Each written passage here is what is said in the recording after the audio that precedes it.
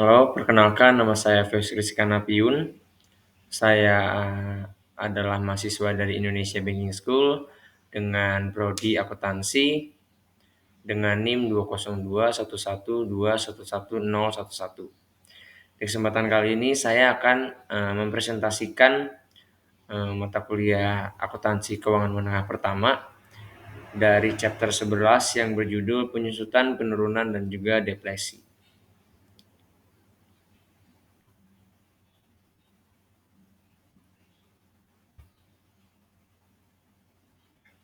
Oke, untuk tujuan pembelajaran di chapter 11 ini kita diharapkan untuk dapat atau mampu menjelaskan konsep penyusutan.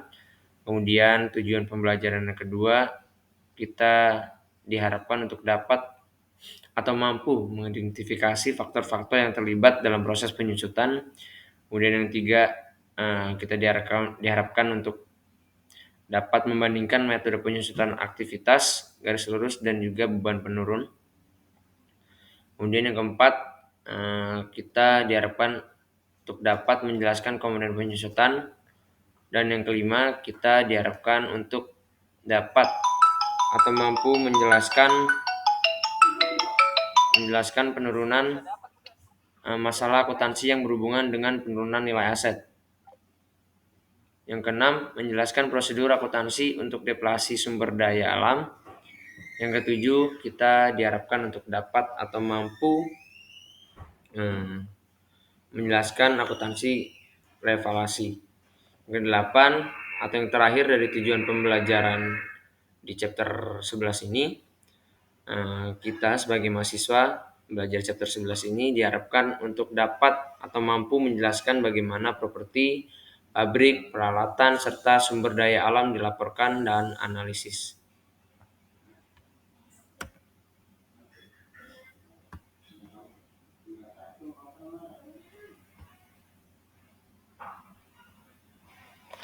Oke, selanjutnya penyusutan metode alokasi biaya. Sini penyusutan depresiasi didefinisikan sebagai proses akuntansi dalam mengalokasi biaya aset terwujud ke beban dengan cara yang sistematis dan juga rasional selama periode yang diharapkan mendapat manfaat dari penggunaan aset tersebut. Untuk alokasi biaya aset terdapat 3, yaitu untuk aset tetap atau jangka panjang dengan beban penyusutan atau depreciation. Yang kedua, aset tidak berwujud atau beban amortisasi atau biasa kita sebut dengan amortization. Kemudian yang ketiga atau yang terakhir dari alokasi biaya aset ada sumber daya alam, yaitu beban depresi atau depletion.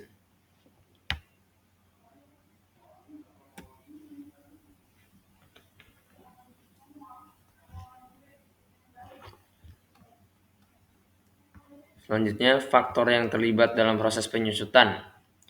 Untuk faktor-faktor yang terlibat dalam proses penyusutan itu ada 3 pertanyaan mendasar.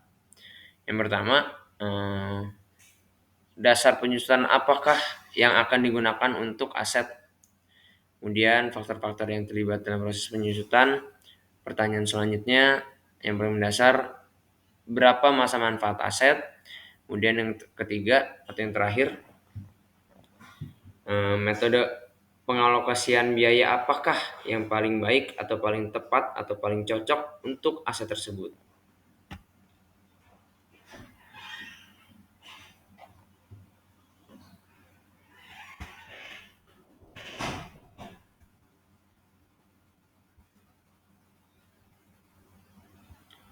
Oke, seperti kita bisa lihat di layar, bahwasanya di sini di ilustrasi 11 strip 1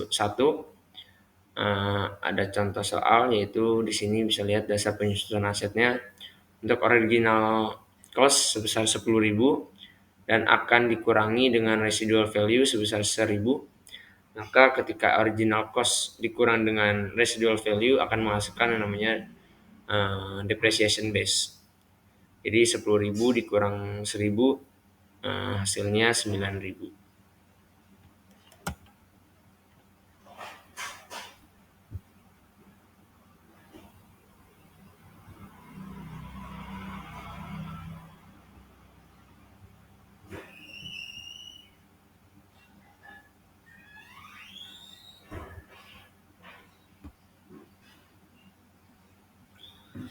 Selanjutnya, estimasi umur pelayanan atau jasa.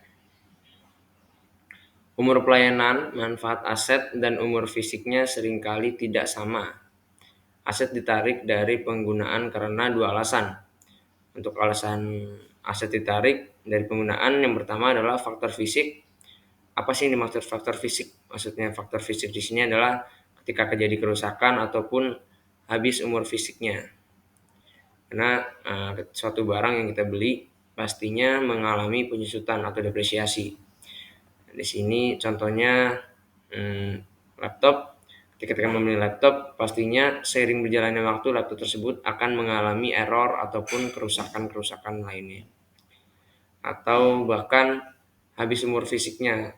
Yang dimaksud habis umur fisiknya adalah laptop tersebut tidak dapat digunakan kembali atau mati total. Jadi untuk umurnya sudah habis, seperti demikian. Kemudian alasan aset ditarik dari penggunaannya, yang kedua ada faktor ekonomi. Apakah yang dimaksud dengan faktor ekonomi? Yang dimaksud di sini adalah keusangan, kemudian ketidaklayakan dan juga penggantian. Jadi yang dimaksud di sini adalah ketika barang tersebut sudah mulai usang dan tidak layak dipakai atau memang sudah waktunya diganti atau penggantian.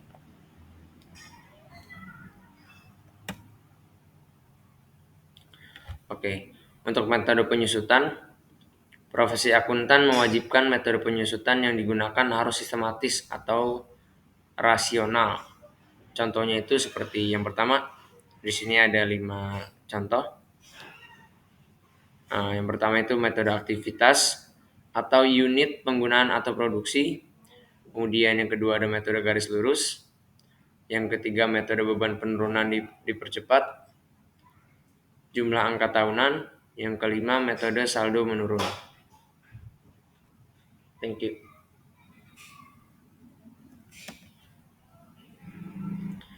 Oke, selanjutnya bahwa tadi kita sudah membahas metode penyusutan. Sekarang kita beralih ke metode aktivitas atau activity method. Untuk metode aktivitas atau activity method juga disebut pendekatan biaya variabel atau pendekatan unit produksi, mengkonsumsikan bahwa penyusutan adalah fungsi dari penggunaan atau sebagai produktivitas bukan dari berlalunya waktu, melainkan umur aset dinyatakan dalam istilah keluaran atau yang bisa kita kenal dengan output yang disediakan atau yang bisa kita kenal dengan unit-unit yang diproduksi, atau masukan yang biasa kita kenal dengan input seperti jumlah jam kerja contohnya.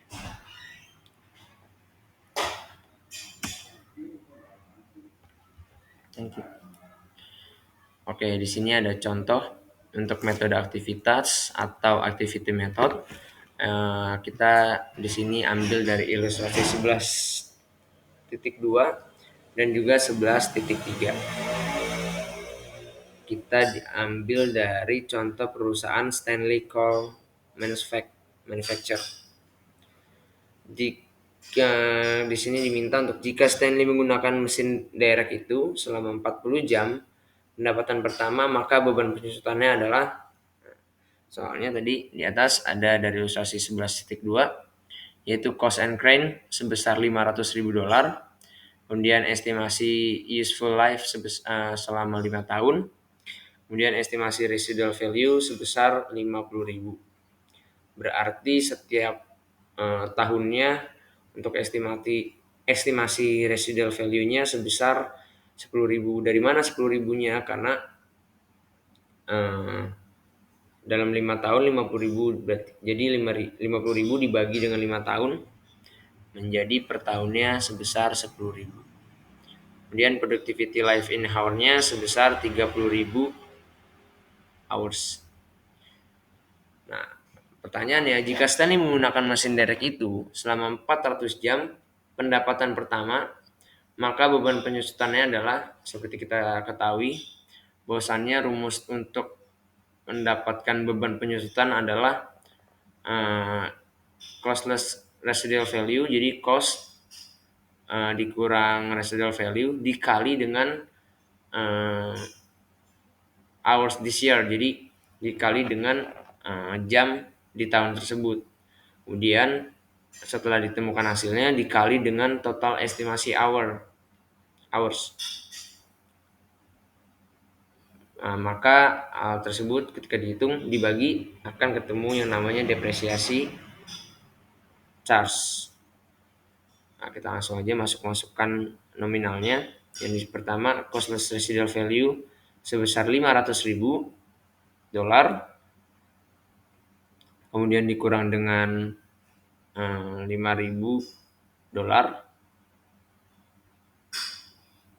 kemudian dikali dengan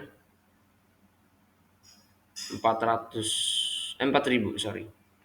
kemudian dikali dengan 4.000. 4.000-nya dari mana? Dari soal yang direct hitung selama 40 jam pendapatan pertama. Kemudian untuk 500.000-nya dan 50.000-nya dapat dari cost of crane dikurang dengan estimasi residual value. Kemudian dibagi dengan total estimasi hours, yaitu sebesar 30.000 jam. Ketemulah hasilnya untuk depreciation charge-nya sebesar 60.000.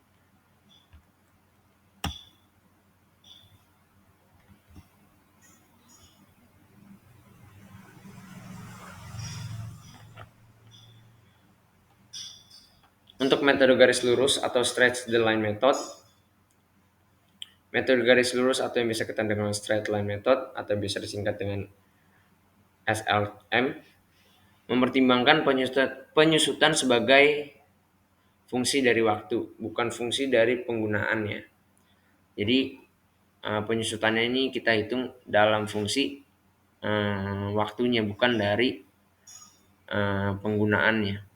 Kemudian prosedur garis lurus secara konseptual seringkali merupakan prosedur penyusutan yang paling sesuai apabila keusangan bertahap merupakan alasan utama dari terbatasnya umur manfaat, maka penurunan kegunaannya akan konstan dari periode ke periode selanjutnya.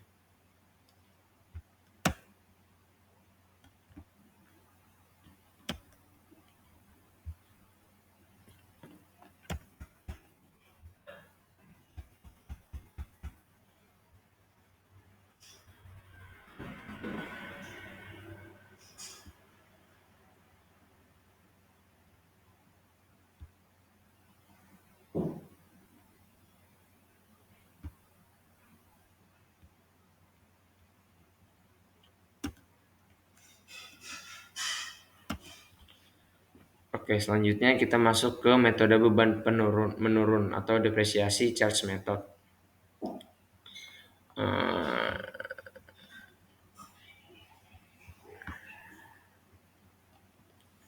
Untuk metode beban menurun atau depresiasi charge method menyediakan biaya penyusutan yang lebih tinggi pada tahun-tahun awal dan juga beban yang lebih rendah pada periode-periode yang akan datang. Karena metode ini memperbolehkan pembebanan yang lebih tinggi daripada tahun-tahun awal dibanding metode garis lurus, sehingga setting disebut metode penyusutan dipercepat atau ACDM.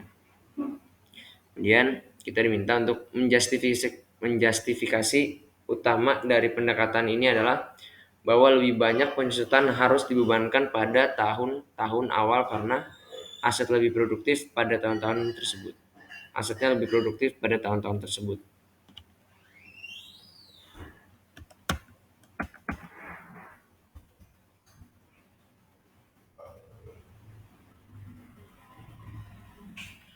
Untuk metode jumlah, angka tahunan atau sum of year digit method menghasilkan beban penyusutan yang menurun berdasarkan pecahan yang menurun dari biaya yang dapat disusutkan. Biaya awal kurangi nilai sisa.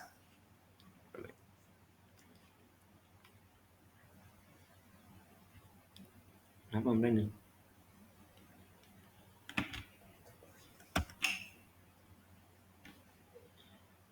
Oke, selanjutnya metode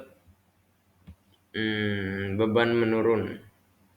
Untuk metode saldo menurun atau decline balance method menggunakan tarif penyusutan dihitung dalam persen berupa beberapa kelipatan dari garis lurus. Tarif saldo menurun tetap konstan dan diaplikasikan pada nilai buku. Kemudian nilai sisa tidak dikurangkan dalam menghitung dasar penyusutan. Untuk tarif saldo menurun dikalikan dengan nilai buku aset pada awal setiap periodenya. Karena ini buku aset dikurangi setiap periode dengan beban penyusutan, maka tarif saldo menurun yang konstan diaplikasikan pada nilai buku yang terus-menerus menurun, menghasilkan beban penyusutan yang semakin rendah di setiap periode atau pada setiap tahun-tahun yang akan mendatang.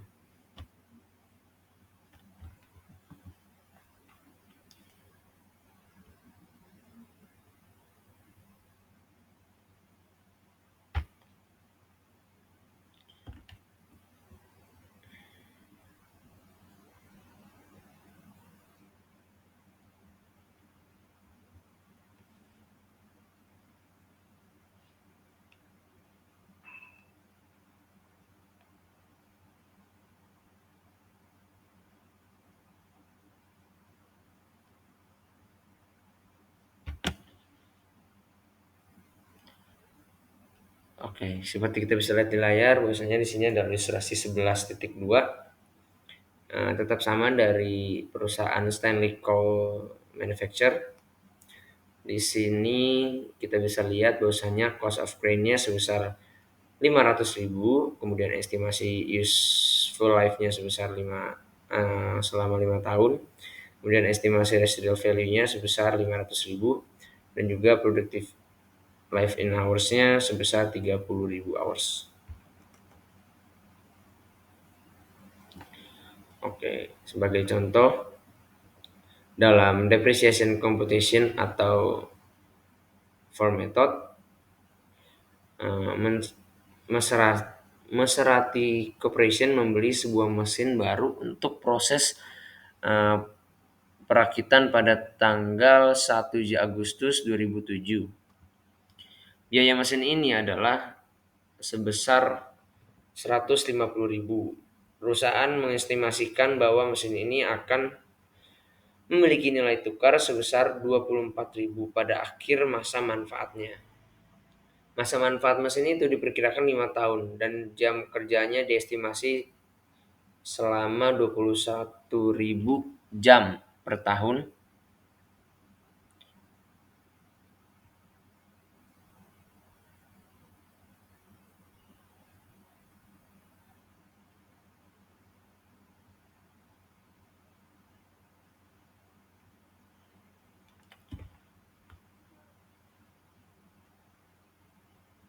Masa manfaat mesin itu diperkirakan 5 tahun, jam kerjanya estimasi 21 jam. Tahun perusahaan berikut pada tanggal 31 Desember 2007. Kemudian kita diminta untuk menghitung beban penyusutan menurut metode berikut. Yang pertama menggunakan metode straight line depreciation yang tadi sudah dijelaskan juga, kemudian juga activity method, kemudian ada sum of the year, digit, kemudian yang keempat double decline balance.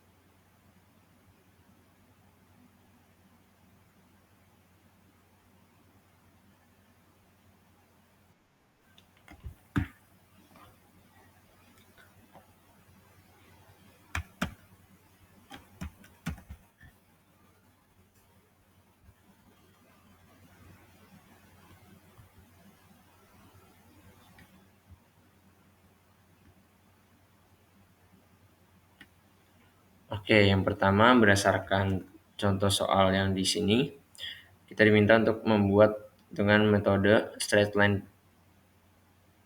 depreciation. Untuk menjawab soal yang pertama, straight line depreciation menggunakan straight line depreciation, kita bisa lihat di sini bahwasanya untuk account-nya ada year, ada tahunnya, kemudian ada depreciation base-nya, kemudian ada tahun juga, maksudnya periode tahun. Yang pertama maksud saya adalah periode tahun, kemudian ada depreciation base, kemudian ada tahun penggunaan, kemudian ada annual expense, kemudian ada partial years, kemudian ada current year expense, kemudian ada accumulated depreciation. Seperti kita bisa lihat di layar bahwasanya di sini contohnya untuk periode pertama 2010, depreciation base-nya itu sebesar 126.000 dibagi dengan lama tahunnya. Kalau di sini contohnya 5 tahun. Jadi 125 dibagi dengan 5 tahun, hasilnya akan muncul untuk account annual expense. Kemudian akan dikali dengan partial years sama dengan current years expense, kemudian akan ketemuan untuk current years expense semuanya di total sampai bawah akan ketemu namanya journal entry, kemudian akan depreciation dari ini kali ini annual expense dan partial years. Untuk journal entry-nya gimana? Untuk tahun 2010 contohnya depreciation expense on debit, kemudian accumulated depreciation on credit.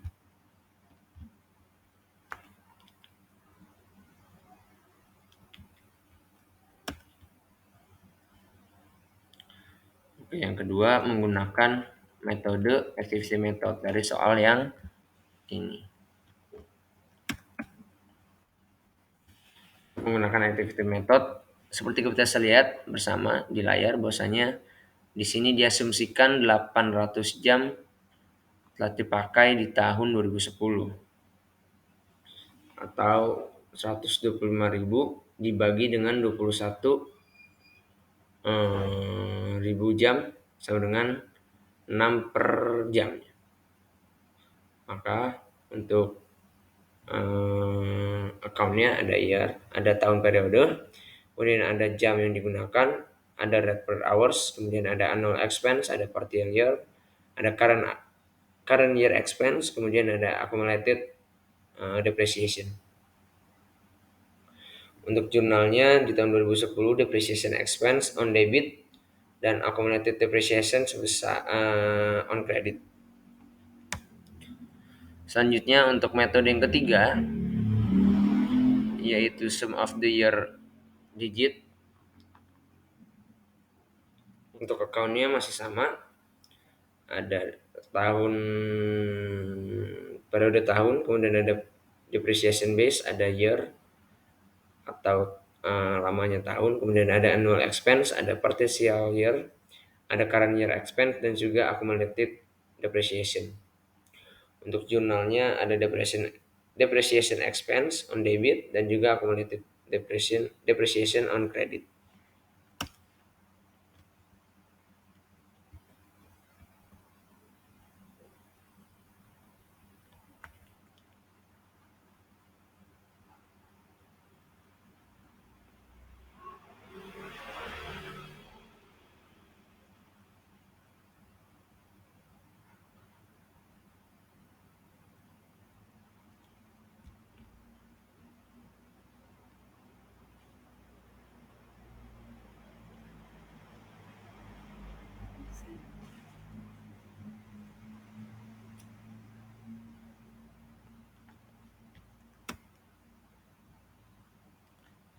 Oke, selanjutnya ada contoh soal lagi dari perusahaan Arcadia. Perusahaan Arcadia membeli equipment sebesar 510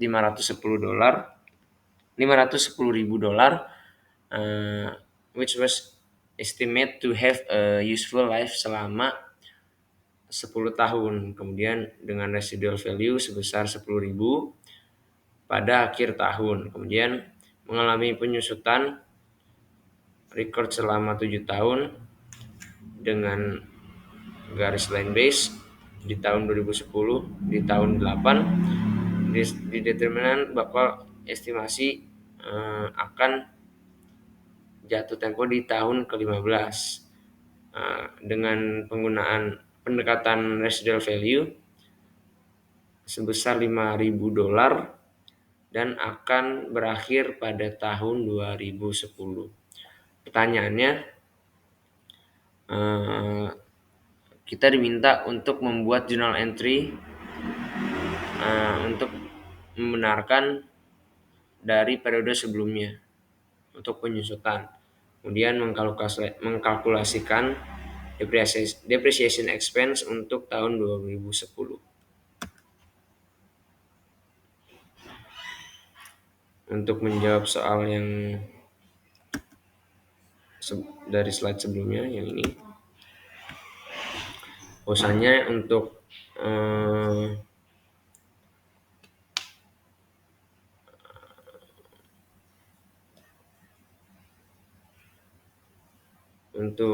account-nya ada equipment cost sebesar 510.000.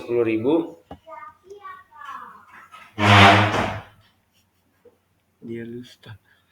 510.000 dapat dari pembelian equipment. Di sini 510.000. Kemudian self value-nya dikurangin dengan 10.000 dari residual value selama 10 tahun di sini.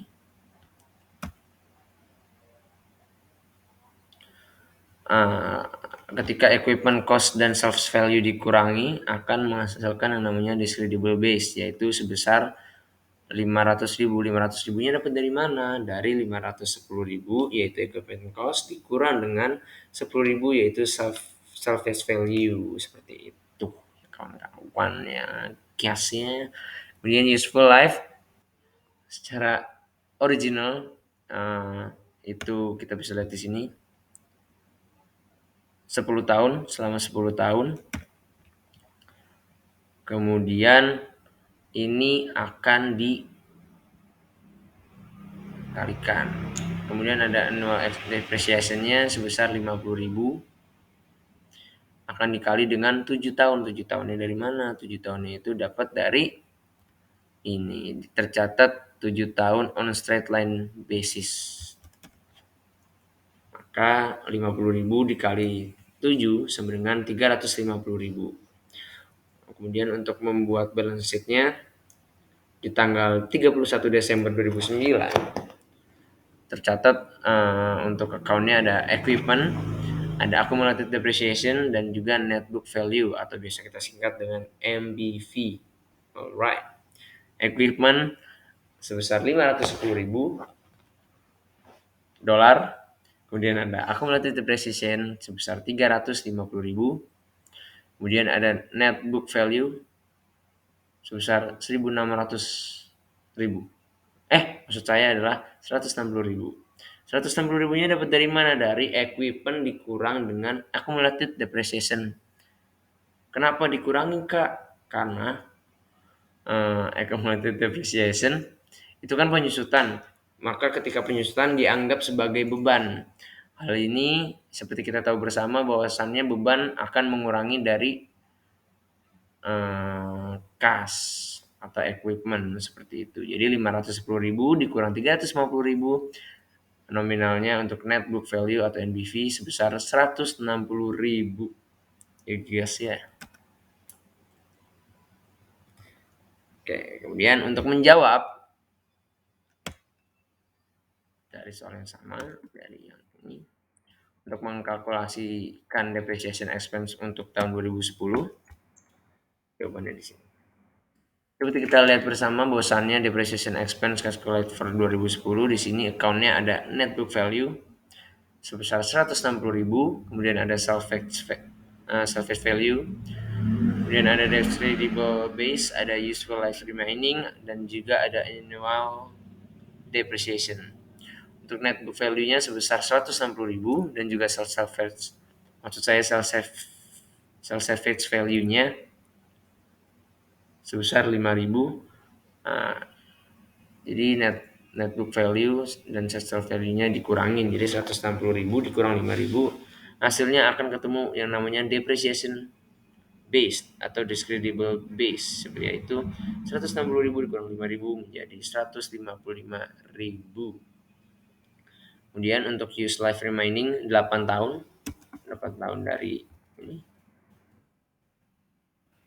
8 tahun net remaining.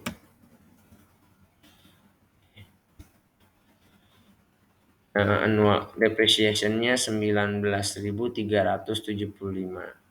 Kemudian untuk journal entry-nya untuk tahun 2010 yaitu depreciation expense sebesar 19.375.000 dan accumulated depreciation 19.375.000.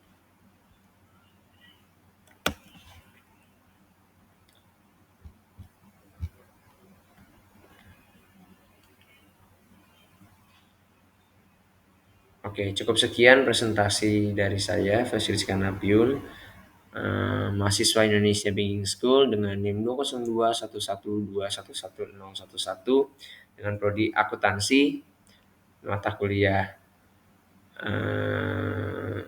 AKM, akuntansi keuangan menengah pertama. Semoga apa yang saya sudah sampaikan atau saya presentasikan dapat bermanfaat bagi kehidupan teman-teman dan saudara-saudara sekalian. Saya Fasilis Kanapiun, terima kasih. Tahu nggak? Kan